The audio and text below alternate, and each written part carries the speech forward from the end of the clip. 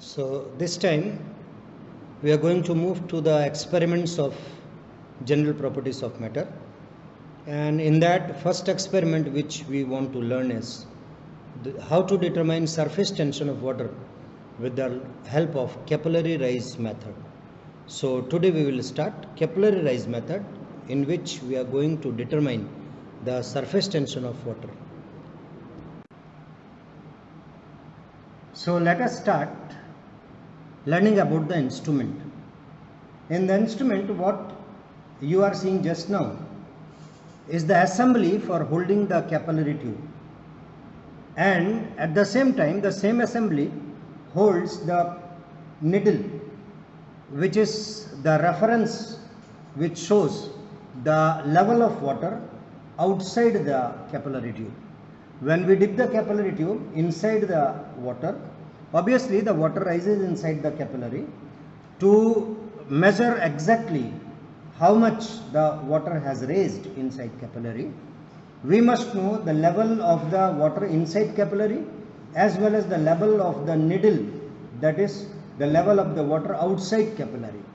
So to measure the level of water inside capillary, we are going to see the level of water inside capillary with the help of travelling microscope, and to know what is the level of water outside capillary, this needle is used. So the needle's tip will be showing the position of the water outside capillary.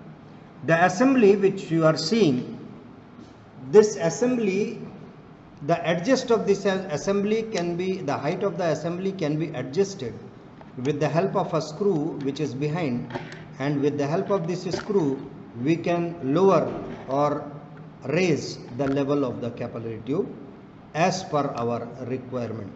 So this is the assembly holding the capillary tube as well as the needle for getting the water level inside capillary and outside capillary. Similarly, the second thing which you are seeing here is the table.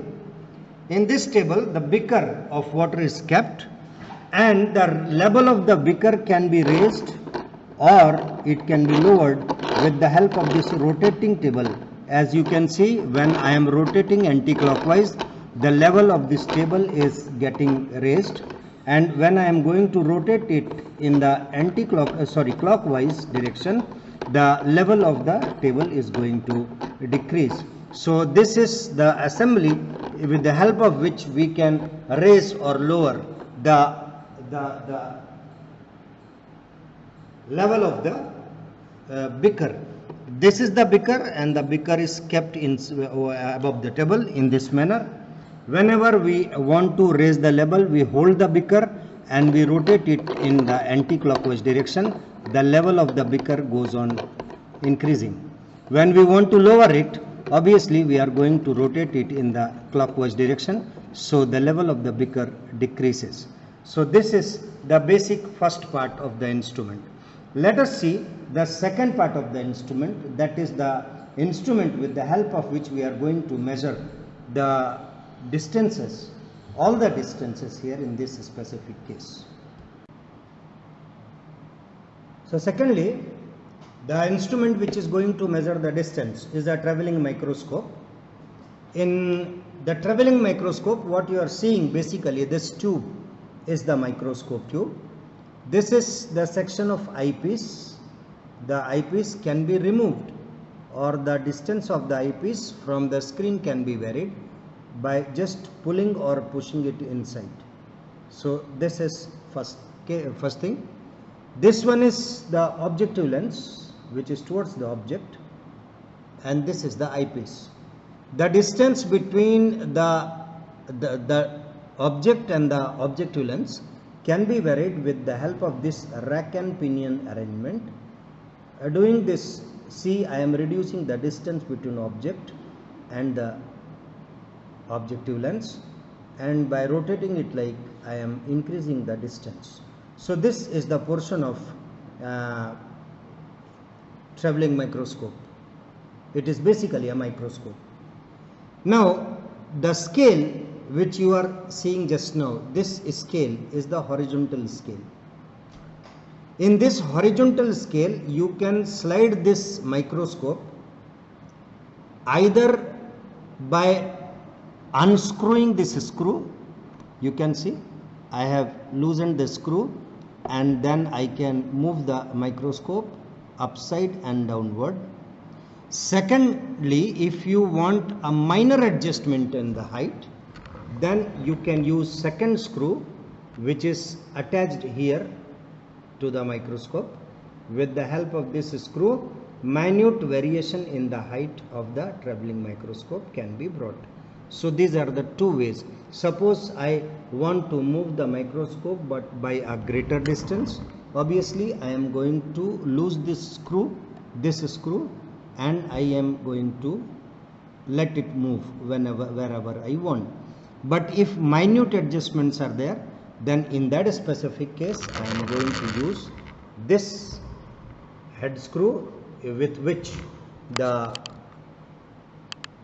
scale is attached. With the help of this I can move it slowly. So this is the vertical motion. In the similar way, I can do the horizontal motion. I can bring horizontal motion in the microscope. So for that you can see this horizontal, this is the horizontal portion. I can move it by losing this screw. This is the screw. If I lose it, I can move it to a greater distance with ease.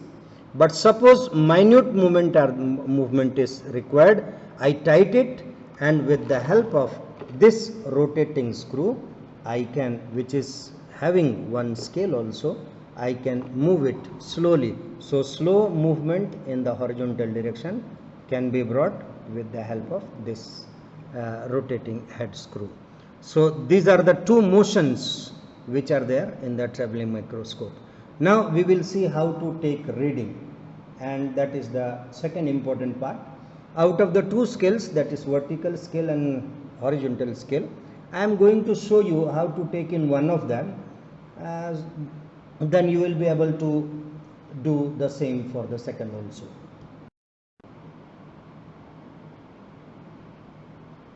So this is our scale. Out of this one is the main scale. So to read this main scale, there is a reference line, and this reference line is used to measure the main scale. The division which has been crossed by this reference point is known as the reading of the main scale. So just now you can see that the reference line has crossed 10.4 point, but it has not crossed 10.5. So it has crossed 10.4, means the reading is going to be equal to 10.4. But before taking reading, it is better to know how to determine the least count of this apparatus. So to get the least count, because it depends on the principle of screw gauge, so we have to use the process of getting the least count of the screw gauge. So first of all, let us try to get the pitch of this scale. To get the pitch of the scale, what I have to do is, I have to bring it to any of the reference point, any specific reference point. Suppose I bring it to 10.5, I am bringing it to 10.5. See, the reading is 10.5, and at this reading I am making the circular scale of this instrument to be equal to 0. Okay, to set it to 0, this is the reference line. You can see this is the reference line, this line. I am bringing 0 to this point. So let me bring 0 to this point. So I have brought 0 here. Now 0 is coincident with the reference mark, and the main scale is coincident at 10.5. You can see it is 10.5. Okay, now I give certain definite rotations, even rotations to the scale, and to give it even rotation, let me bring again the focus to this circular scale or head scale. Let me rotate it by complete rotations of 2 or 4. So I am rotating it 30, 40, 50, 60, 70, 80, 90, and this is one complete rotation. Now I want to make second complete rotation, so I am moving it second time. So this is the second complete rotation. Let there be third complete rotation, and the third complete rotation is here, 3 complete rotations. Now I want to have one more, because I told even rotations are required. The cause can be explained because sometimes 0.5 is the least count. So 4 rotations have been taken. Let us see what is the displacement in the main scale. The starting reading was 10.5. Now the reading is 10.9. Means 0.4 centimeter distance have been travelled in 4 rotation. So according to the formula of pitch, the pitch is equal to the total distance travelled divided by total number of rotations. So the total distance travelled is equal to 0.4 centimeter. Total number of rotation is 4. So pitch of the screw becomes equal to 0.1 centimeter, that is 1 mm. Now to get the least count, what we have to do is, this pitch is to be divided by total number of the divisions on the head scale. And as you have seen that in the head scale or the circular scale, total number of division is 100. So the least count of the apparatus is going to be equal to 0.1 centimeter divided by 100, that is equal to 0.001 centimeter or 0.0001 millimeter. Is it clear? Okay. So this is the way we get the least count, and this is the way we are going to start measuring. Suppose now I want to take a reading, and suppose I bring this instrument to any specific position, and there I want to get the readings. So let me take the reading here. This is the position where I want to take the reading, and to take this reading I have to see what is the main scale reading first. As you can see that this reference mark has crossed 11 but not crossed 11.1. So the reading of the main scale becomes equal to 11. Similarly, then what I have to do is, I have to come and see what is the reading in the head scale. So to see the reading in the head scale, I have to move my camera to the head scale. I have to move myself to the head scale and see what is the reading here.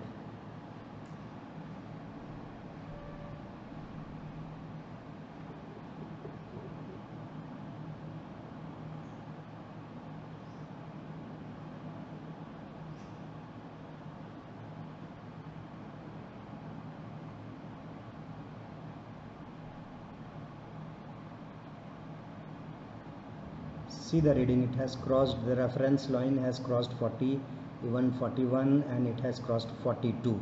So 42 will be the circular scale reading. Now the main scale reading is 11.0, circular scale reading is 42, then this 42 must be multiplied by 0.001, the answer will be 0.042. 0.042 is added with the value of main scale, that is 11.0, to get the final reading of 11.042. So this is the way we take the reading in the travelling microscope in this specific case. So let us see what is the experimental arrangement. In the diagram you will be able to understand. This is one stand. This stand is holding the needle as well as the capillary tube. This is the beaker containing the water.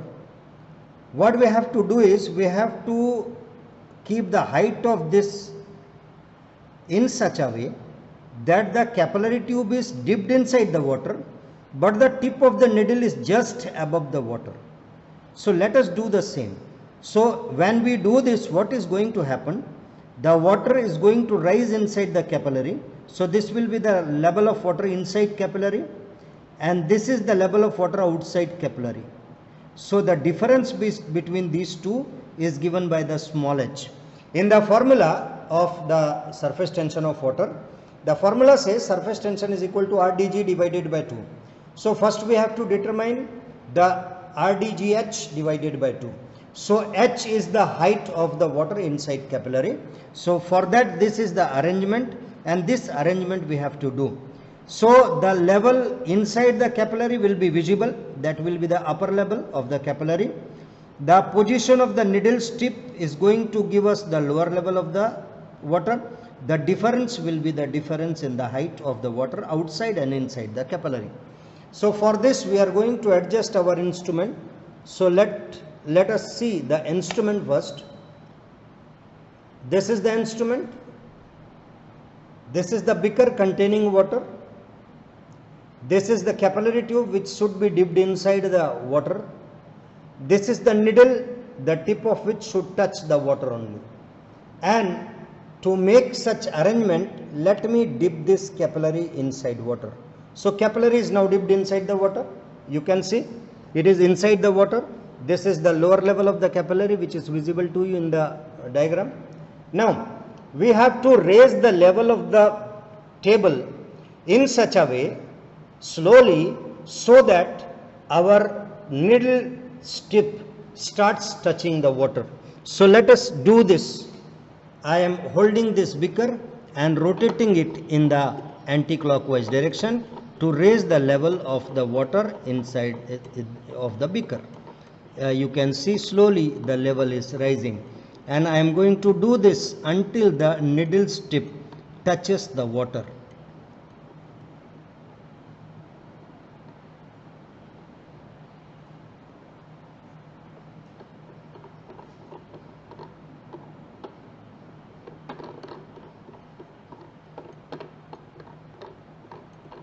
So this is the position where the needle touches the water.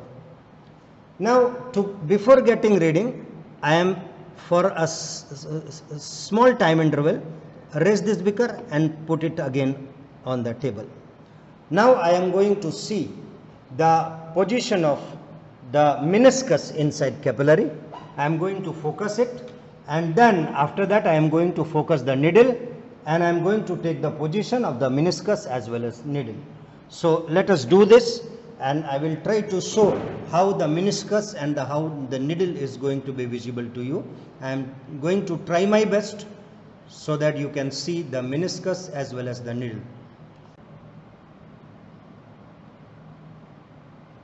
So I have now brought this meniscus in the focus, and let me try to show you the meniscus. Can you see this? Can you see this meniscus? Inverted meniscus. The meniscus is going to look like this inside the traveling microscope. This is the meniscus. This is the meniscus. I am going to keep my horizontal crosswire level just above. You can see the crosswire also. This is the horizontal crosswire. So I am going to keep my horizontal crosswire just above this meniscus, and again I am going to show it to you. So let me try to see you how that is focused. The meniscus, above meniscus, the crosswire is focused.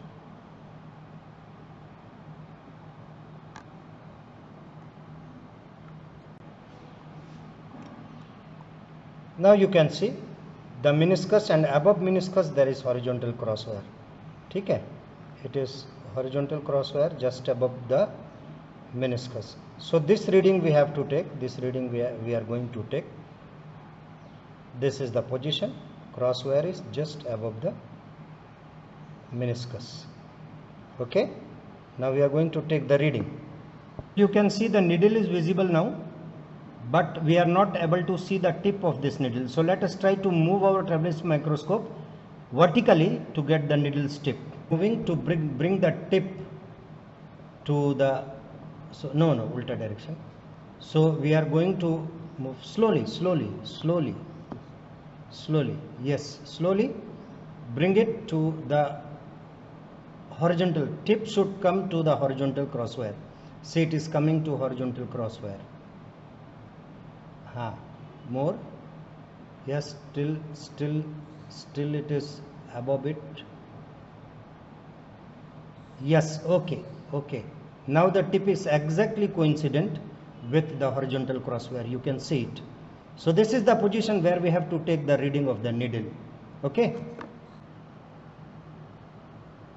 So you can see the main scale reference line has crossed 6.4 but not crossed 6.5. So main scale reading becomes equal to 6.4. Main scale is 6.4. Now we move to the circular scale reading. In the circular scale reading, you can see that the reference line has crossed 65, even 66, but has not crossed 67. So 66 will be the reading. So main scale reading is in this case 6.4 and the circular scale reading is 66. So if I want to know the total reading, it will be 6.466. So the position of needle is 466. So in this way, getting these two positions, we can find the h, that is the height. Now we will move to find the radius of the capillary tube, and to get the radius of the capillary tube, let me focus the capillary tube in my microscope. You can see this is the capillary tube attached here. I want to find the bore of this capillary tube. Bore means the radius of the inner circle. There are two circles, one is outer circle. The outer circle's radius is not important. The inner circle's radius is very much important. So let me try to show the inner radius, how it will be looking like when it is focused with the help of traveling microscope. So now you can see when the bore of this capillary will be focused, it will be looking like this. Now what we have to do is, we have to move our telescope horizontally as well as vertically in such a way that I bring this to the first coordinate. I want to bring it to first coordinate.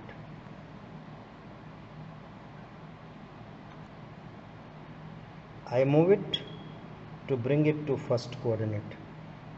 You can see it is coming to the first coordinate.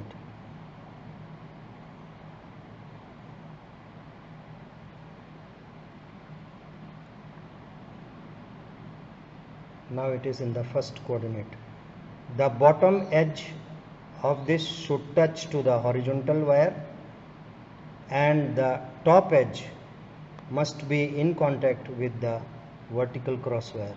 See, the bottom edge should be in contact with this, and the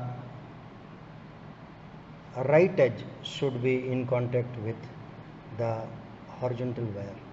So this is the position where we take the reading of the bottom edge as well as the left hand edge, bottom edge and left hand edge. After taking the reading, we move this to third coordinate. Third coordinate means we try to move it in the third coordinate in this way.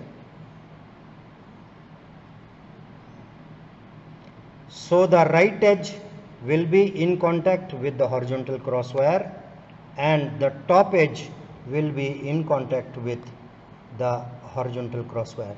So now it is in the third coordinate. So here also we take the vertical and horizontal reading. So the difference of the readings, respective readings of the first coordinate and the respective reading of the third coordinate is going to give us the diameter of the capillary tube, and when divided it is going to give you the radius of the capillary tube. So only these two measurements were there.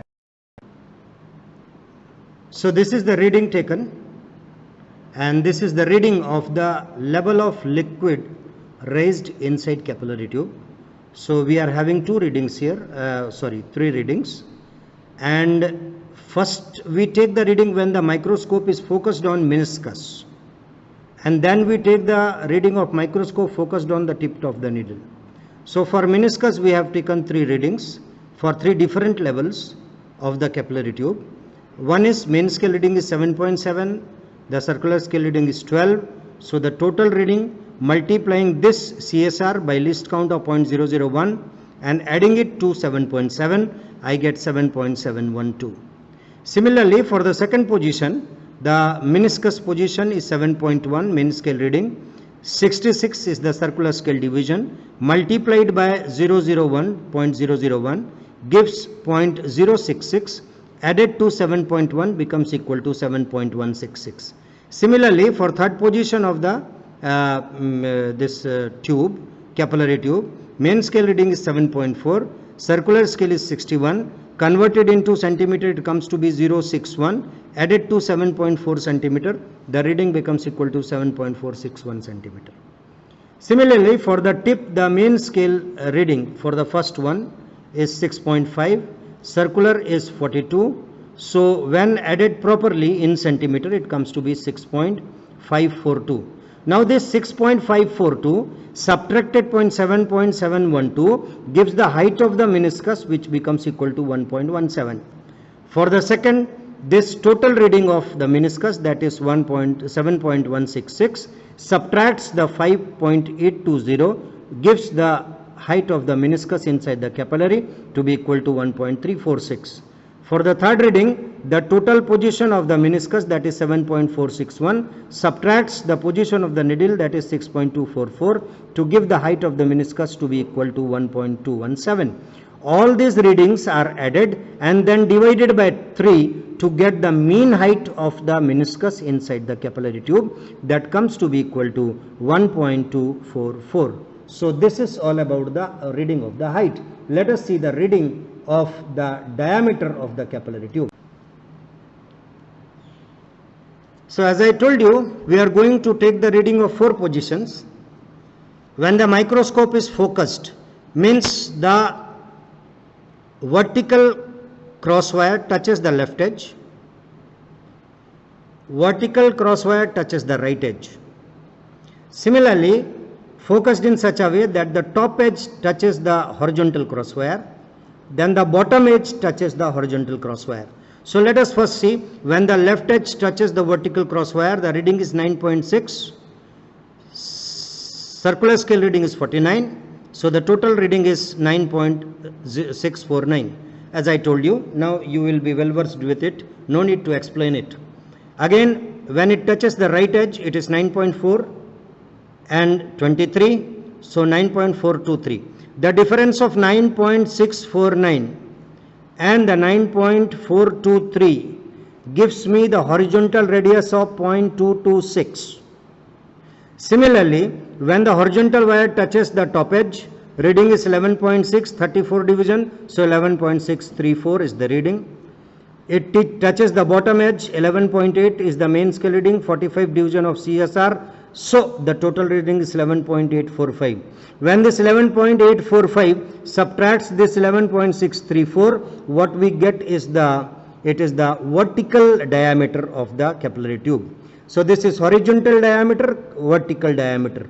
I add these two and divide by 2 to get this mean diameter of the capillary, which comes to be equal to 0.2185. When this 0.2185 is divided by 2, what I get is 0.019. This gives the radius of the capillary tube. So this way we have now the reading of H as well as the reading of R. Now let us see how to calculate the surface tension. So to calculate the surface tension of the water, the formula is, this is the formula, S is equal to RdGH divided by 2, where R is the radius, D is the density of the water, G is the acceleration due to gravity, and H is the height of the water level inside the capillary. So putting the value as we have obtained, the radius is 0.109 centimeter multiplied by the density, that is 1 gram per cubic centimeter. Then the value of G is 980 centimeters per second square, and the height of the water inside capillary is 1.244. Now all these are in CGS unit. Mind it, when you are keeping this in centimeter, this also in centimeter, you cannot have the value of 9.8 which is MKS. which is the mistake most of the students are going to do, divided by 2. When all these are multiplied, it comes to be 132.844 divided by 2, which comes to be equal to 66.44 dynes per centimeter is the surface tension, which is very near to the standard of 72 dynes per centimeter. So that's all about this experiment. I think that you have understood. If any doubt, you can ask.